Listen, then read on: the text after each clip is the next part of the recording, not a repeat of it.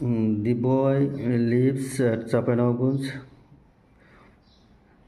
এবং the boy lives in Chapainawabganj. At আর ইনের মধ্যে পার্থক্য কী? এখানে উভয় সেন্টেন্সই correct. The boy lives at Chapainawabganj, the boy lives in Chapainawabganj. পার্থক্য হচ্ছে the boy lives at Chapainawabganj, যখন অ্যাড থাকবে তখন চাঁপাইনবাবগঞ্জের টাউনকে ইন্ডিকেট করবে, টাউনকে বোঝাবে।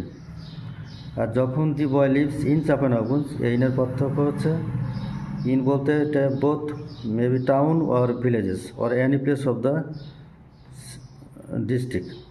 যখন ইন থাকবে তখন হতে পারে সেটা চাঁপাইনবাবগঞ্জের গ্রামও হতে পারে, শহর হতে পারে। আর যখন কেউ ইউজ করবে অ্যাট, তা শুধুমাত্র চাঁপাইনবাবগঞ্জ টাউনকে বোঝাবে। এটা হচ্ছে দি বয় লিভস অ্যাট এবং লিভস ইনের মধ্যে পার্থক্য।